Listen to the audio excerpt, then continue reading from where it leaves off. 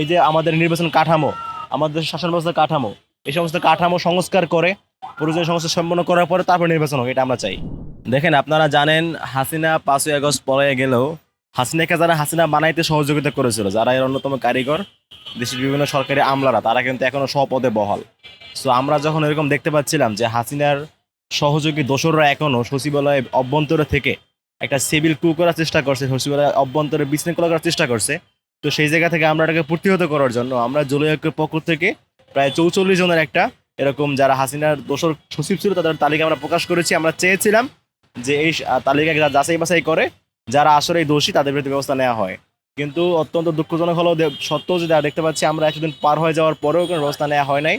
তো আজকে আসলে তারই ধারাবাহিকতায় আমরা সচিবালয় বিভাগে মার্চ করছি, যাতে করে হচ্ছে এই ফেসিস্টের দোষর যারা সচিব রয়েছে তাদের বিরুদ্ধে ব্যবস্থা নেওয়া হয়।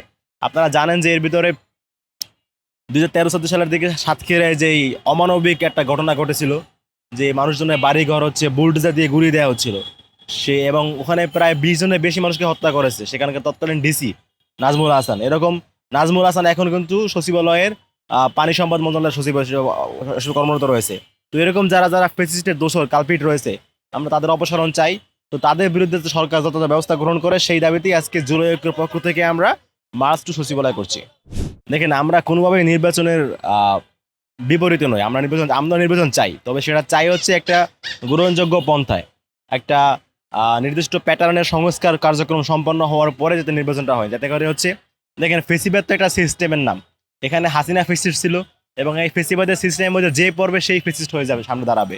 তো সেক্ষেত্রে আমরা চাই না আমাদের দেশে এমন কোনো সিস্টেম বিদ্যমান থাকুক যাতে করে হচ্ছে পরবর্তী কোনো সময় ক্ষমতা আসলে সেও এই সিস্টেমের মধ্যে পরে ফেসিস্ট হতে বাধ্য হয়। আমরা দেখে কোনো ফেসিবাদী সিস্টেম বাংলাদেশ চাই না, যেজন্য আমরা চাই এই যে আমাদের নির্বাচন কাঠামো, আমাদের শাসন ব্যবস্থার কাঠামো, এই সমস্ত কাঠামো সংস্কার করে প্রয়োজনীয় সংস্কার সম্পন্ন করার পরে তারপর নির্বাচন হোক, এটা আমরা চাই। দেখেন, আমরা হচ্ছে এর আগের সময়গুলোতে যখন বাজেট পাস হওয়া দেখতাম, তখন দেখতাম হচ্ছে যে ফেসিবাদী সরকার হাসিনা তারা হচ্ছে তাদের রাজনীতি ঠিক করার জন্য যেগুলোতে বেশি বাজেট দেওয়া দরকার সেগুলোতে বাজেট বেশি দিত। কিন্তু যেগুলো হচ্ছে প্রয়োজনীয় দেশের স্বার্থে, বিশেষ করে শিক্ষার্থীদের ইসের জন্য, সেগুলোতে আসলে ওরকম তুলনামূলক বাজেট আমরা দেখতাম না। কিন্তু এই অন্তর্বর্তী সরকার যে বাজেটে গতকাল পাশ করেছে, সেখানে আপনি আমাকে যেখানে শিক্ষা খাতে আসলে আমি মনে করি শিক্ষা খাতে বাজেট আরও বাড়ানো দরকার। এবং যেহেতু আমাদের উপদেষ্টা মণ্ডলীতে দুজন ছাত্র উপদেষ্টা রয়েছে, তো তারা থাকার পরও কীভাবে শিক্ষা খাতের বাজেট এখন অপ্রতুল হয়, এটা আসলে আমাদের জন্য একটা চিন্তার বিষয়, একটা দুঃখের বিষয়।